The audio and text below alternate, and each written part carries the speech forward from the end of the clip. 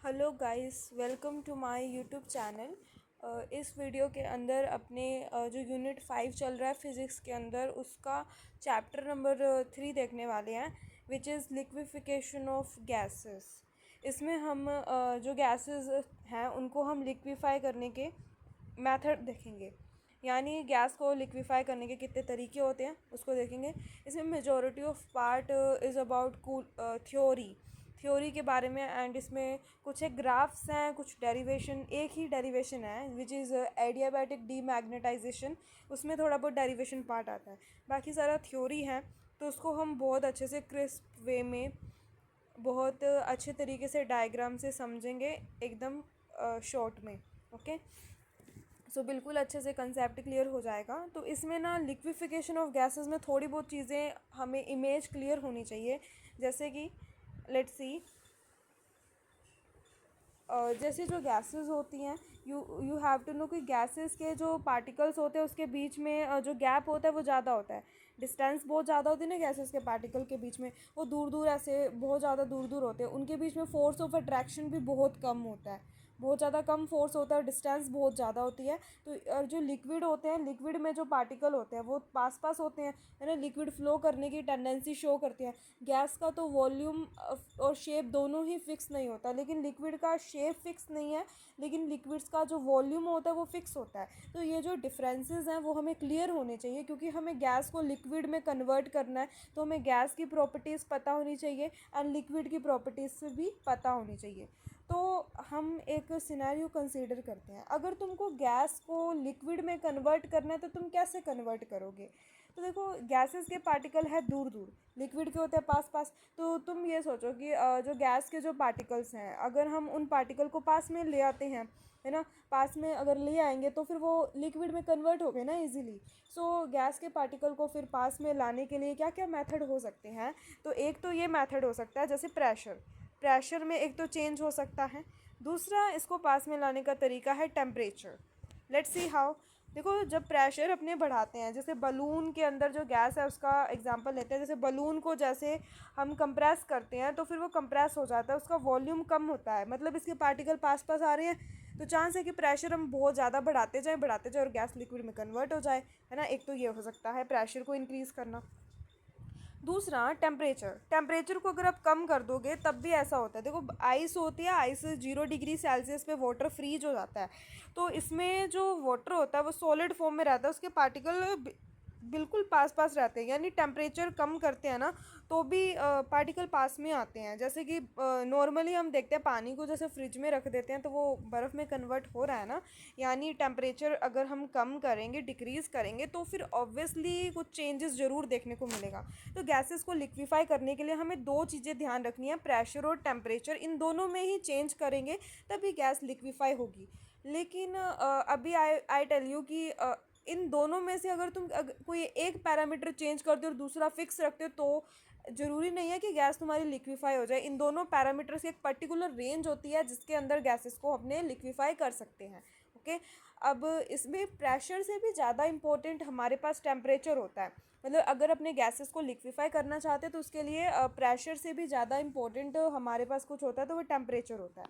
How, temperature के अंदर ना एक पर्टिकुलर रेंज आती है जिसको आप बोलते हो क्रिटिकल टेम्परेचर। क्रिटिकल टेम्परेचर होता है एक, जिससे ये वो मैक्सिमम टेम्परेचर होता है जिससे ऊपर के टेम्परेचर पर तुम जितना मर्जी प्रेशर को इंक्रीज़ कर लो, गैसेस को तुम लिक्विफाई नहीं कर सकते। तो वो टेम्परेचर तुम्हारा क्रिटिकल टेम्परेचर होता है। मतलब टेम्परेचर की एक मैक्सिमम रेंज है, इसके ज़्यादा अगर टेम्परेचर है एनवायरनमेंट में तो गैस को लिक्विफाई नहीं कर सकते, जितना मर्जी तुम प्रेशर इंक्रीज़ कर लो, तुम्हारी गैस लिक्विड में कन्वर्ट नहीं होने वाली। क्लैरिटी है। नाउ वी सी, एक क्रिटिकल टेम्परेचर होता है, क्रिटिकल प्रेशर भी होता है। क्रिटिकल प्रेशर भी प्रेशर की वो वैल्यू होती है जिसके ऊपर गैस लिक्विफाई हो जाती है। मतलब क्रिटिकल टेम्परेचर के ऊपर प्रेशर की वो मिनिमम वैल्यू जिस पे गैस क्या हो जाए, लिक्विफाई हो जाए, तो उसको हम क्रिटिकल प्रेशर बोलते हैं। और एक क्रिटिकल वॉल्यूम भी होता है जिसमें वो क्या होता है, क्रिटिकल टेम्परेचर और क्रिटिकल प्रेशर के ऊपर जो वॉल्यूम होता है, मतलब इन दोनों वैल्यूज़ पे जो वॉल्यूम होगा वो तुम्हारा क्रिटिकल वॉल्यूम हो जाएगा। तो होप ये बेसिक डेफिनेशंस क्लियर हो गई होंगी तुम्हें।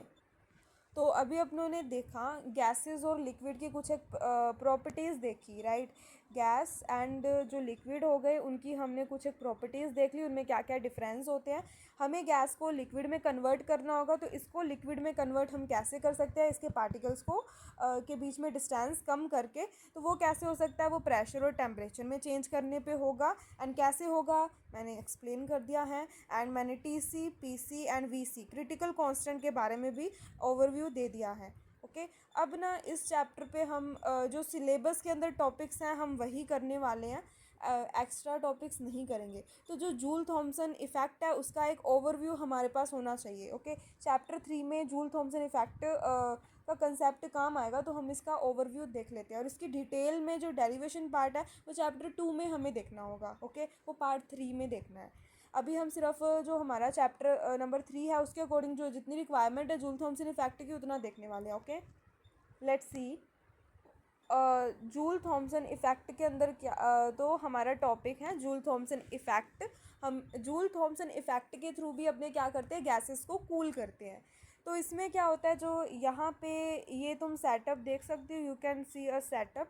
तो इसमें कुछ नहीं है, इसमें एक रीजन है हाई प्रेशर का और यहाँ पे है लो प्रेशर का। ओके, यहाँ पे मतलब एक्सटर्नल यहाँ पे दो पिस्टन्स लगी हैं, चैम्बर है और बीच में यहाँ पे एक क्या है ये, पोरस प्लग, पोरस प्लग है। यहाँ पे तुम अगर प्रेशर लगाओगे तो यहाँ जो गैस होगी उसका प्रेशर बढ़ जाएगा, हाई प्रेशर वाली गैस हो जाएगी। उसको वैक्यूम के अंदर अगर हम लो प्रेशर की तरफ एक्सपैंड करते हैं, मतलब ये फंडा याद रखो, अगर कोई भी गैस है वो हाई प्रेशर से लो प्रेशर की तरफ वैक्यूम में एक्सपैंड होती है तो उसके टेम्परेचर में कुछ चेंजेस देखने को मिलते हैं। टेम्परेचर में क्या मिलता है, चेंज दिखता है। यानी तुमने प्रेशर के अंदर चेंज किया तो तुमको टेम्परेचर में कुछ चेंज देखने को मिला, तो इसको जूल थॉमसन इफेक्ट कहते हैं। जनरली अगर हाई प्रेशर रीजन से लो प्रेशर रीजन पे अगर कोई गैस एक्सपैंड हो रही है ना तो उसमें हमें कूलिंग देखने को मिलेगी, मतलब वो कूल हो जाती है। तो यही हमारा जूल थॉमसन इफेक्ट हो जाता है। अब यहाँ पे हमारे पास क्वेश्चन आता है कि गैस ठंडी क्यों होती है, कूल क्यों हो रही है, तो उसको देख। तो गैस की जो कूलिंग है वो क्यों होती है, हमें वो क्लियर करना है। तो देखें जो हम केटीजी में मान के चलते हैं, जो गैस के पार्टिकल्स होते हैं उसके बीच में कोई भी अट्रैक्शन फोर्स नहीं होता है ना। गैसेस के पार्टिकल बहुत दूर दूर है तो उनके बीच में अट्रैक्शन फोर्स नहीं होना चाहिए, बट उनके बीच में होता है। जब वो हाई प्रेशर रीजन से लो प्रेशर रीजन में एक्सपैंड करेगी ना गैसेस, तो क्या होगा, एक्सपैंड करने पे उनको क्या करना पड़ेगा, उनके जो अट्रैक्शन फोर्स है उसके अपोजिट कुछ काम करना पड़ेगा। और काम करने के लिए उनको कुछ एनर्जी चाहिए, वो एनर्जी वो अपनी काइनेटिक एनर्जी से यूज़ करते हैं, जिससे आसपास के जो एनवायरनमेंट होता है उसका टेम्परेचर कूल हो जाता है। इस तरह से हमें कूलिंग इफेक्ट क्रिएट होता है। तो ये था जूल थॉमसन इफेक्ट जो कि यूज़ होगा आगे, इसलिए हमने करा है। अब इसके बाद हम कूलिंग गैसेस को लिक्विफाई करने के मेथड देखेंगे। तो सबसे पहला जो हमारा मेथड है वो है regenerative cooling. Okay, let's see. So ये हमारा टॉपिक है रीजनरेटिव कूलिंग के बारे में। ओके, सो रीजनरेटिव कूलिंग में अपने को क्या देखना है, तो इसमें जो हमने जूल थॉमसन इफेक्ट पढ़ा उससे भी गैसेस को हम कूल कर सकते हैं। अगर हम प्रेशर में डिफरेंस क्रिएट कर दें तो फिर क्या होगा, टेम्परेचर में कमी हमें देखने को मिल जाएगी, लेकिन उसमें इतनी ज़्यादा कमी नहीं होती कि गैस लिक्विफाई हो जाए। तो गैस को लिक्विफाई करने के लिए उसका टेम्परेचर क्रिटिकल टेम्परेचर से कम होना चाहिए, राइट। तो अगर क्रिटिकल टेम्परेचर से कम टेम्परेचर होगा गैस का तभी उसको तुम लिक्विफाई कर पाओगे। लेकिन अगर मान लो कि क्रिटिकल टेम्परेचर ही बहुत ज़्यादा कम है, मतलब हमारा जो नॉर्मल टेम्परेचर 25 डिग्री सेल्सियस मानते हैं, अगर क्रिटिकल टेम्परेचर ही मान लो हमारे पास 0 डिग्री सेल्सियस हुआ तो इससे भी हमें कम टेम्परेचर चाहिए होगा गैस को लिक्विफाई करने के लिए। तो इतना कम टेम्परेचर अपने कैसे लेकर आए, है ना, कैसे लेकर आए, तो प्योर जूल थॉमसन इफेक्ट से नहीं ला सकते, हमें थोड़ा इसमें इम्प्रूवमेंट करना पड़ता है जूल थॉमसन इफेक्ट में। और वो इम्प्रूवमेंट हमें क्या करना पड़ता है उसी को अपने को देखना है इसमें। तो लेट्स सी।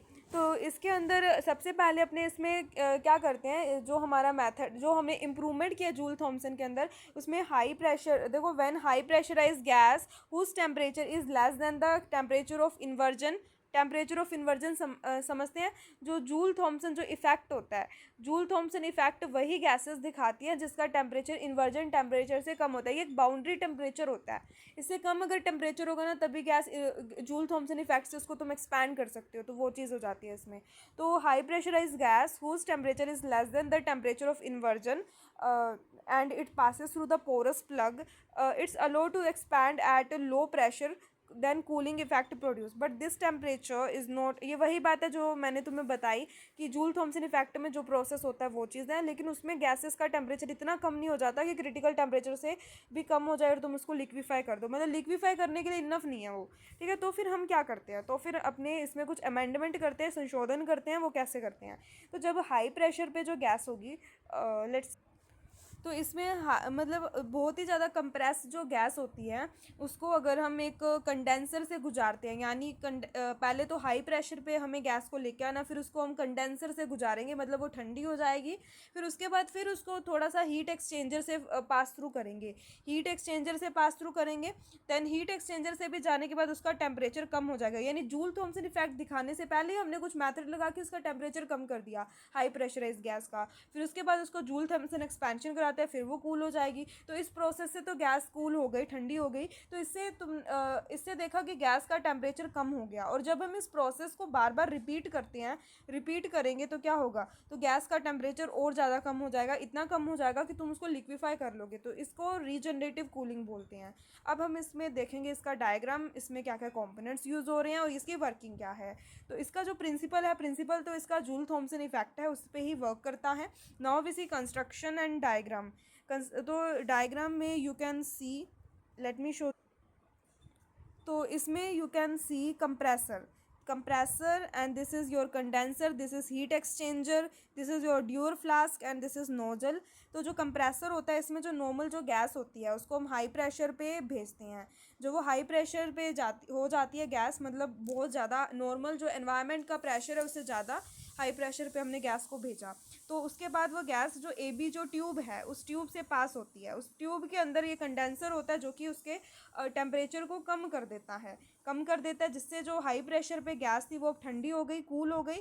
अब फिर जो ठंडी गैस है वो इस हीट एक्सचेंजर से पास होती है, इस हीट एक्सचेंजर के अंदर भी गैस का टेम्परेचर और ज़्यादा कम हो जाता है, कम हो गया गैस। फिर अब ये इस नोजल से हम उसको पास थ्रू करते हैं, जब नोजल से पास थ्रू करेंगे ना, यहाँ पे एक चैम्बर होता है नोजल के साथ, वो उस चैम्बर में गैस हाई प्रेशर से लो प्रेशर के रीजन के बीच में एक्सपैंड होती है। वही कि जब हाई प्रेशर से लो प्रेशर पे जब एक्सपैंड होगी तो उसमें जूल थॉम्सन इफेक्ट के अकॉर्डिंग कूलिंग देखने को मिलेगी। तो फिर अगेन उसमें प्रेशर डिफरेंस के कारण तुम्हें उसमें एक क्या देखने को मिला, एक टेम्परेचर में ड्रॉप देखने को मिला। तो इस तरह से गैस कूल हो गई और कुछ पार्ट ऐसा होगा गैस का जो लिक्विफाई हो जाएगा, और जो लिक्विफाई हो गया वो इस ड्यूर फ्लास्क में इकट्ठा हो जाएगा, और कुछ पार्ट होगा जो लिक्विफाई नहीं हुआ। जो पार्ट गैस का लिक्विफाई नहीं होता वो कहाँ जाता है, तो वो इस पाइप वो दोबारा से कंप्रेसर के थ्रू उसी जो प्रोसेस से गुजरेगा। अब देखो जो गैस यहाँ से गई वो ऑलरेडी ठंडी थी, और यहाँ से भी हम कंप्रेसर पे गैस भेज रहे थे, तो ये वाली गैस इस ठंडी गैस के कांटेक्ट में आते ही और ज़्यादा ठंडी हो जाएगी, यानी हर प्रोसेस पे और ज़्यादा कूलिंग होती है। तो इस तरह से ये रीजनरेटिव जो कूलिंग का इफेक्ट है वो काम करता है। क्लियर। अब इसके बाद हम इसकी एफिशिएंसी कैलकुलेट करेंगे, इस पूरे प्रोसेस की एफिशिएंसी क्या रहती है वो हमें कैलकुलेट करना है। Let's see how to calculate. So efficiency निकालनी है, तो ये जूल थॉम्सन इफेक्ट पे काम करता है। तो जूल थॉम्सन में एंथैल्पी कांस्टेंट होता है, मतलब जो हम गैस भेज रहे हैं शुरू में उसकी एंथैल्पी प्लस जो हमारी गैस लिक्विड बन गई और कुछ गैस हमने वापस भेज दी उस प्रोसेस में, उन दोनों के सम के इक्वल होता है, यानी HL प्लस इसकी एंथैल्पी और ये मतलब इनिशियल एंथैल्पी और फाइनल एंथैल्पी बराबर होगी, एंथैल्पी में चेंज नहीं होगा, ऐसा होता है। अब यहाँ पे माना कि जो एक्स पार्ट है वो तो लिक्विड में कन्वर्ट हो गया, जो हम गैस भेज रहे हैं उसका एक्स पार्ट लिक्विड में कन्वर्ट हुआ, और 1 माइनस एक्स पार्ट हमने वापस भेज दिया। हमने क्या कर दिया, जो इन्वेस्टेड जो गैस थी उसके अंदर हमने उसको वापस भेज दिया। Okay, so let's see how is the equation. HI जो इन्वेस्टेड एंथैल्पी है वो x इंटू एच एल के इक्वल होगी, और 1 minus X into H F. Let me write HI equal to x into H L plus 1 minus X into H F. तो इस तरह से ये हो गया। ओके, तो अब हमने इसको सॉल्व करा, HI equal to X into H L plus H F minus X H F हो जाएगा। एक्स वाली टर्म एक तरफ कर लो एंड बिना एक्स वाली टर्म एक तरफ, ये H I minus H F हो जाएगा।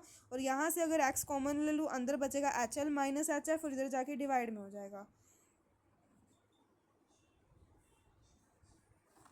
यहाँ पे हो जाएगा हमारे पास H L minus H F. तो इस तरह से एक्सप्रेशन हमारे पास क्रिएट हो जाएगा। You can see here the expression, जहाँ पे H I initial enthalpy, H F वह मात्रा जो रीजनरेटिव कूलिंग में वापस आती है, H L enthalpy of liquid और ये हमारी अमाउंट ऑफ लिक्विड हो जाती है। तो इस तरह से हम रीजनरेटिव कूलिंग प्रिंसिपल के थ्रू गैस को कूल कर सकते हैं। अब इसके बाद हमारा नेक्स्ट मेथड आता है कूलिंग बाय एडियाबैटिक डीमैग्नेटाइजेशन। तो एडियाबैटिक डीमैग्नेटाइजेशन से कैसे हम कूलिंग करते हैं उसको देखेंगे। तो एडियाबैटिक जो डीमैग्नेटाइजेशन होता है इसके अंदर क्या प्रोसेस रहता है। तो एडियाबैटिक डीमैग्नेटाइजेशन में सबसे पहले जो सब्सटेंस पैरामैग्नेटिक सब्सटेंस होते हैं उनको ही हम लिक्विफाई कर सकते हैं। जूल थॉमसन इफेक्ट के थ्रू या दूसरी जो प्रोसीजर है हम पढ़ते हैं तो उसमें हम अप्रोक्सीमेट 0.8 केल्विन तक हम कूल कर सकते हैं। लेकिन इससे भी कम टेम्परेचर पे क्या कूलिंग पॉसिबल है? तो बिल्कुल। तो हम एडियाबैटिक डीमैग्नेटाइजेशन एक ऐसा मेथड होता है जिससे हम बहुत ज़्यादा कम टेम्परेचर पे भी कूलिंग कर सकते हैं।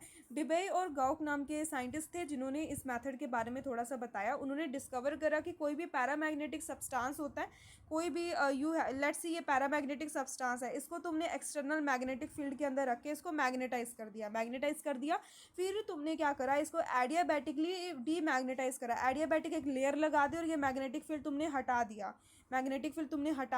फिर तुम देखोगे इसके टेम्परेचर में कमी देखने को मिली, ड्रॉप देखने को मिला। और ये टेम्परेचर में कमी बहुत ज़्यादा थी, बहुत ज़्यादा ऑब्जर्व हुई ये वाली कमी। ठीक है, तो इसका यूज़ करके ना अप्रोक्सीमेट अपने 10⁻⁻6 केल्विन की रेंज तक टेम्परेचर को कम कर सकते हैं। तो अभी हम इसका सेटअप एंड इसकी जो डेरिवेशन है वो देखेंगे। तो इसमें हमने क्या करा, इसमें हमने एक कांच की एक नली ली, उसके ये यू कैन सी कांच की नली, इसके अंदर हम एक पैरामैग्नेटिक सब्सटेंस रख दिया जो कि है गैडोलिनियम सल्फेट।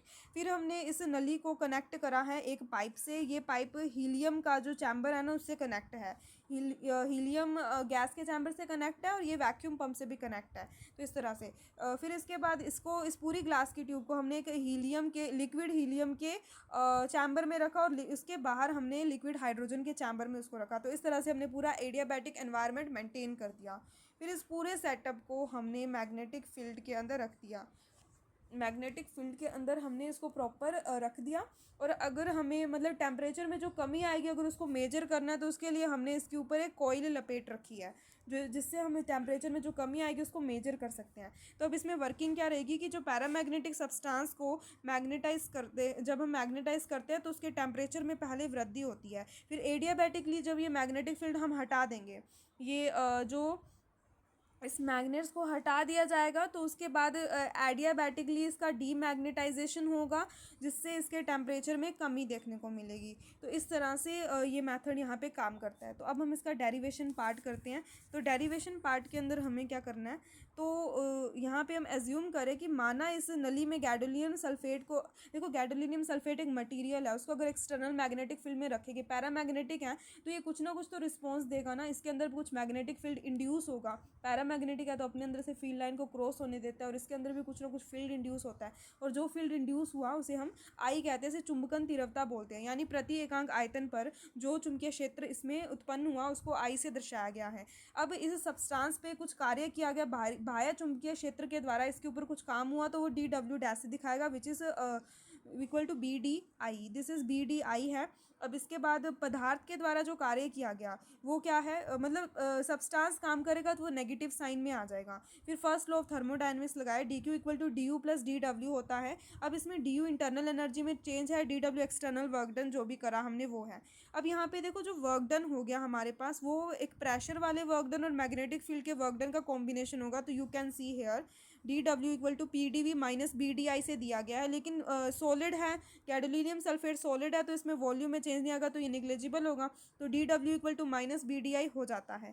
अब इसमें फ्लोट के अंदर वैल्यू रखी तो DQ equal to DU minus BDI and DQ स्लोट लगाया सेकेंड लॉ ऑफ थर्मोडायनेमिक्स से, DQ इक्वल टू TdS हो गया। तो इन दोनों इक्वेशन से हमें पता चला जो वेरिएबल्स होते हैं जो वेरिएबल्स हमारे पास होते हैं, एंट्रोपी, प्रेशर, टेम्परेचर और वॉल्यूम, उसको हम इस तरह से कन्वर्ट कर सकते हैं। एस पी, प्रेशर को अपने मैग्नेटिक फील्ड से कन्वर्ट कर सकते हैं, वॉल्यूम को आई से, and temperature as it is रहेगा। तो इस वेरिएबल्स में हमने कन्वर्ट करा। ये दोनों जो इक्वेशंस थी, इन दोनों इक्वेशंस के अंदर जो मैक्सवेल के जो रिलेशन हैं, ये एक तो ये इक्वेशन, ये मैक्सवेल के 4 रिलेशन हम निकाल चुके हैं, यूनिट नंबर 4 में थे। वो सारे के सारे इक्वेशन इसमें वैलिड होते हैं, ठीक है। तो इसमें उसका हम इसमें यूज़ कर सकते हैं। मैक्सवेल के 4 रिलेशन कौन कौन से हैं उनको अपने को देखना है।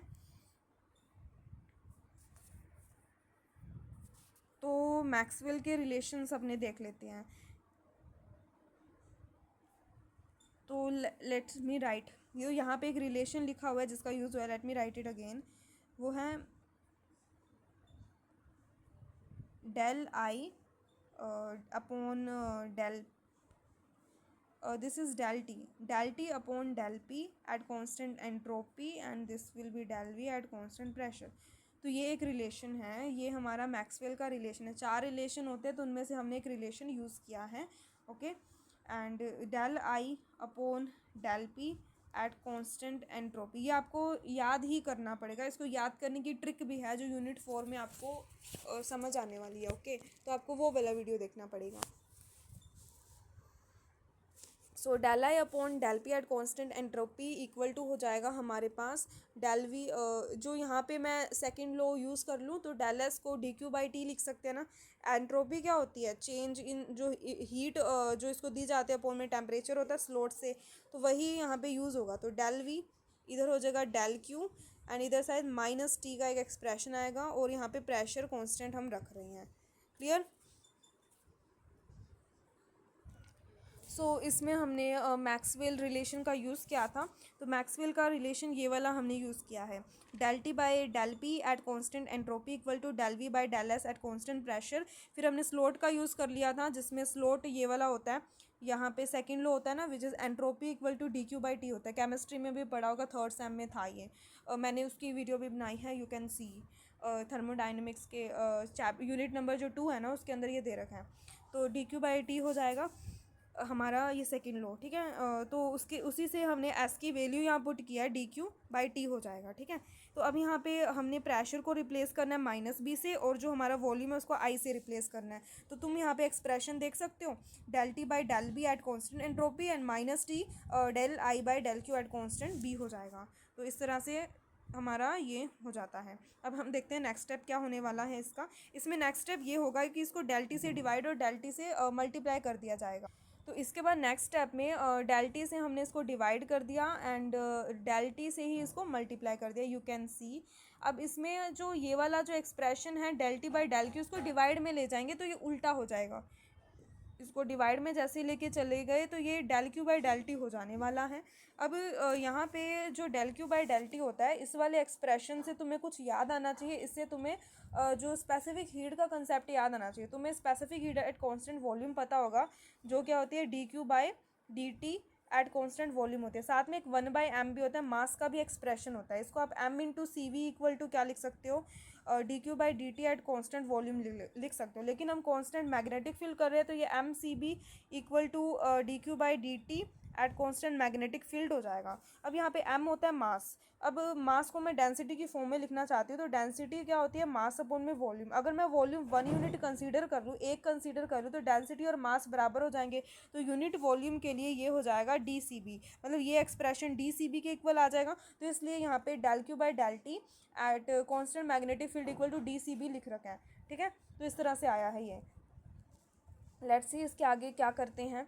इसके आगे इन्होंने ये जो वैल्यू है इस इक्वेशन में रख दी है। तो यहाँ पे हमें del T by del B at constant magnetic field क्या मिलेगा, माइनस टी अपॉन में डी सी बी। इसकी जगह डी सी बी रखा, and del I by del T हो गया। अब यहाँ पे क्यूरी का लॉ यूज़ किया। क्यूरी के अकॉर्डिंग जो मैग्नेटिक ससेप्टिबिलिटी होती है वो टेम्परेचर के इन्वर्सली प्रोपोर्शनल होती है। देन काई इक्वल टू क्या हो जाएगा, सी बाई टी हो जाएगा, लाइक दिस। फिर यही एक्सप्रेशन म्यू नोट आई अपॉन में बी के भी इक्वल होता है। मैग्नेटिक ससेप्टिबिलिटी इसके भी इक्वल आती है।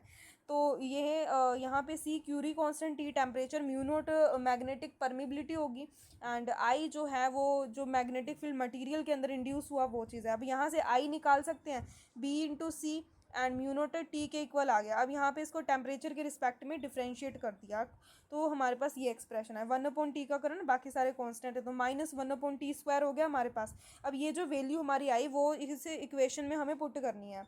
ये वाली जो इक्वेशन है इसके अंदर इसको पुट कर दें तो हमारे पास एक्सप्रेशन हो जाएगा del T by del B at constant temperature, T upon में डी सी भी एज इट इज़। ये भी खुद भी नेगेटिव आया, ये भी नेगेटिव, तो प्लस साइन हो गया।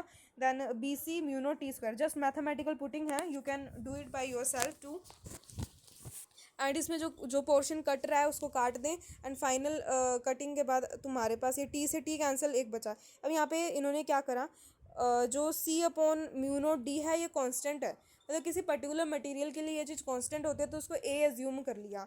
तो हमारे पास ये जो एक्सप्रेशन है जो हमारे पास बनेगा del T by del B at constant entropy will be equal to T upon में सी बी, तो एज इट इज़ लिया। एंड इन्होंने टी तो कट गया ना, इसको 1 कर लो, दिस इज़ 1 योर। एंड यहाँ पे साथ में A into B C B by T कर लिया, यहाँ पे एक्सप्रेशन लिखा भी हुआ है ए इन्होंने मान लिया इसको, इस पोर्शन को, एंड ए बी अपॉन में सी बी इंटू टी कर लिया। अब टेम्परेचर वाली टर्म एक तरफ है, मैग्नेटिक फील्ड वाली टर्म एक तरफ। तो टेम्परेचर वाली टर्म्स को हमने एक तरफ कर दिया और मैग्नेटिक फील्ड वाली टर्म को एक तरफ, वेरिएबल सेपरेशन। फिर इसका इंटीग्रेशन करेंगे तो ये हो जाएगा t²/2, this will be b²/2। Okay, तो इंटीग्रेशन के बाद कुछ इस तरह का एक्सप्रेशन हमारे पास रहेगा। लेट मी डू, एक्सप्लेन करना पड़ेगा, आई हैव टू एक्सप्लेन। अब यहाँ पे देखो टेम्परेचर और मैग्नेटिक फील्ड की टर्म्स हमने अलग कर ली, उसके बाद यहाँ पे हम इसका इंटीग्रेशन करेंगे तो उसके लिए लिमिट चाहिए। तो इसमें जो टेम्परेचर था, अगर मैग्नेटिक फील्ड जब हमने बी अप्लाई करा तो टेम्परेचर गैडोलिनियम सल्फेट का बढ़ गया जो T1 था। फिर जैसे ही मैग्नेटिक फील्ड कम करा, मतलब हटा दिया, तो उसके बाद उसका टेम्परेचर कम हो गया, T2 हो गया, यानी टेम्परेचर T1 से T2 हो गया एंड मैग्नेटिक फील्ड बी से 0। तो इस तरह से अब होगा इसका इंटीग्रेशन। अब यहाँ पे देखो इसका अगर इंटीग्रेशन हम करते हैं तो हमारे पास यहाँ पे एक्सप्रेशन बनेगा t²/2 एंड लिमिट होगी हमारे पास T1 से T2। ओके, और यहाँ पे a अपॉन में सी बी एंड ये हो जाएगा b²/2 एंड b से 0।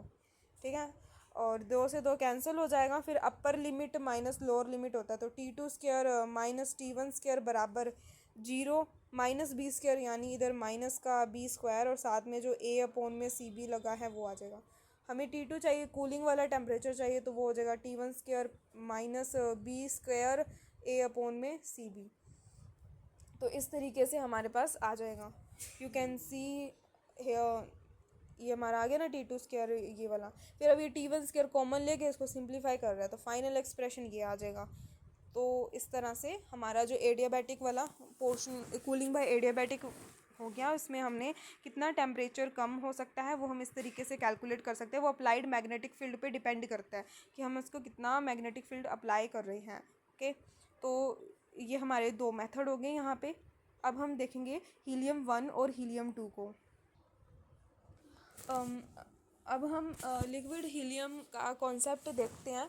तो लिक्विड हीलियम-1 और हीलियम-2 का कंसेप्ट देखना है। तो हीलियम-1 और हीलियम-2 ये क्या होता है वो हमें देखना है। तो सबसे पहले लिक्विड हीलियम हमें क्लियर करना पड़ेगा, क्योंकि नॉर्मली जो हीलियम होती है वो गैस फॉर्म में होती है, इसको हमने लिक्विड में कन्वर्ट किया, और जब ये लिक्विड में कन्वर्ट हो जाती है तो इसमें अलग अलग बिहेवियर, अलग अलग टेम्परेचर वाले रीजन में इसका अलग बिहेवियर होता है। तो इस तरह से इसको हम 2 पार्ट्स में डिवाइड कर देते हैं। जब हम इसका ग्राफ स्टडी करेंगे तब हमें इन दोनों के बीच में और ज़्यादा क्लैरिटी हो जाने वाली है। तो अभी हम हीलियम को लिक्विड फॉर्म में होती है, तो हम इसकी डेफिनेशन इंट्रो में लिख सकते हैं कि जो लिक्विड हीलियम होती है वो कैसी होती है। वो पानी की तरह ट्रांसपेरेंट होती है, कलरलेस होती है और हाईली वोलेटाइल होती है।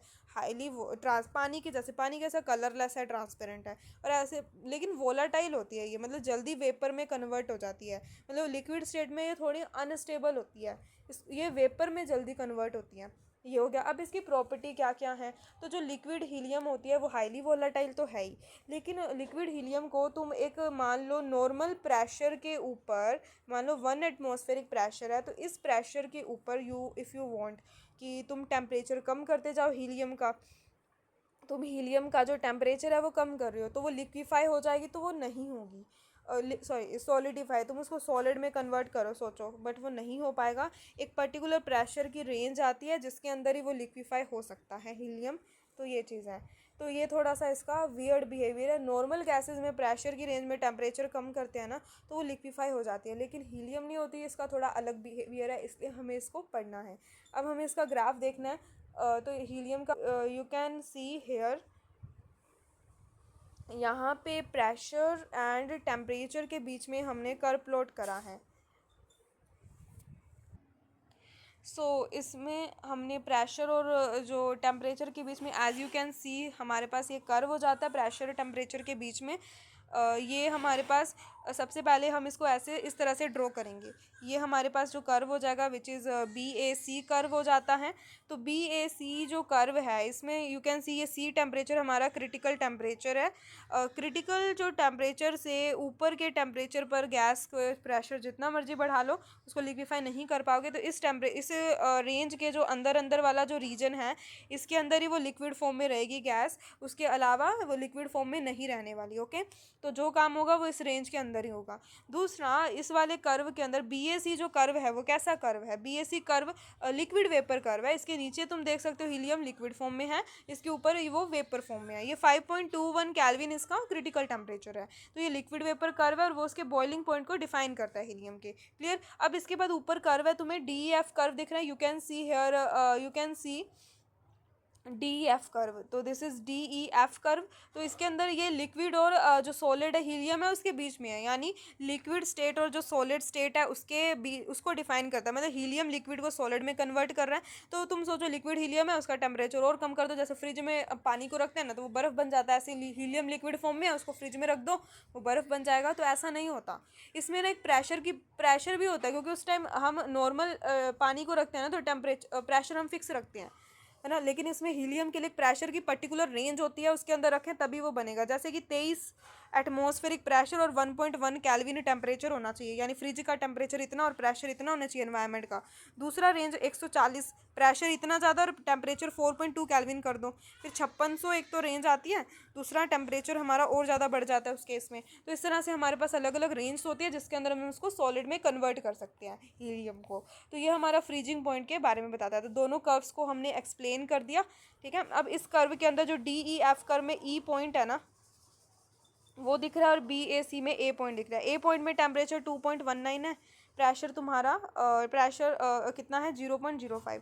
तो इस पॉइंट को लैम्डा पॉइंट बोलते हैं। जो पॉइंट BAC पर जो पॉइंट है यू कैन सी संतृप्त वाष्पदाब वक्र BAC पर एक बिंदु A लैम्डा प्रेशर और टेम्परेचर मार्क है। यहाँ पे इसका कर्वेचर थोड़ा वियर्ड होता है तो इसको लैम्डा पॉइंट बोलते हैं। और यहाँ पे E और A को मिलाने वाली जो लाइन हो जाती है, जो लाइन है जो इसको मिला रही है, this is your lambda line. Lambda line के जो राइट साइड है उस पर तो लिक्विड जो हीलियम है वो हीलियम 1 की तरह है, हीलियम 1 है। और लेफ्ट साइड पे हीलियम 2 है, लिक्विड हीलियम 2 की फॉर्म में। हीलियम 1 और हीलियम 2 का क्या चक्कर है, ये देखने में बिल्कुल सेम है, ट्रांसपेरेंट कलरलेस पानी की तरह दिखेंगे, बट इनकी प्रॉपर्टी अलग अलग होगी। हीलियम 1 तो नॉर्मल गैस की तरह बिहेव करेगा, ये तो भाई नॉर्मल गैसेस की तरह बिहेव करेगा, ये नॉर्मल गैसेस की तरह बिहेव करेगा, लेकिन इसके बिहेवियर में थोड़ा सा डिफरेंस आएगा हीलियम 2 के। तो ये चीज़ है। तो ये सारा कर्व हमने एक्सप्लेन कर दिया। अब हम हीलियम के प्रॉपर्टीज़ देखेंगे। हमारी प्रॉपर्टी सबसे पहले डेंसिटी, लिक्विड हीलियम की हमें प्रॉपर्टी देखनी है। ओके, तो इसमें हम डेंसिटी एंड टेम्परेचर के बीच में रिलेशन देखेंगे। हम देखेंगे रिलेशन डेंसिटी एंड टेम्परेचर के बीच में कर्व प्लॉट करेंगे। तो हीलियम के लिए हमने डेंसिटी और टेम्परेचर के बीच में कर्व प्लॉट किया। हमारा टेम्परेचर क्रिटिकल टेम्परेचर 5.12 एंड एक हम टेम्परेचर लेके चल रहे थे 2.19। अगर हम टेम्परेचर हीलियम का कम करते हैं ना तो नॉर्मल गैसेस में क्या होता है, टेम्परेचर कम करते हैं तो मॉलिक्यूल पास पास आएंगे, वॉल्यूम कम होगा तो डेंसिटी क्या होगी, बढ़ेगी। तो इसकी भी बढ़ती है, बढ़ रही है, एक पॉइंट पे आके कांस्टेंट। फिर उसके बाद 2.19 केल्विन यहाँ पे इस पॉइंट से टेम्परेचर अगर कम होता है ना, अगर इस पॉइंट से टेम्परेचर कम होगा तो हीलियम की जो डेंसिटी है वो और ज़्यादा कम हो जाएगा, वो लिक्विफाई हो जाएगी बिल्कुल। तो यहाँ पे इस वाले रीजन में हीलियम 2 है, नॉर्मल नहीं है, यहाँ पे नॉर्मल है। तो इस तरह से इसका वियर्ड बिहेवियर है, जो मैंने अभी बताया इसको ही तुम्हें पॉइंट्स में एक्सप्लेन करना होगा इसके अंदर। अब हम देखेंगे इसके बाद स्पेसिफिक हीट। और स्पेसिफिक हीट ये रहा स्पेसिफिक हीट के बीच में और टेम्परेचर के बीच में कर्व है।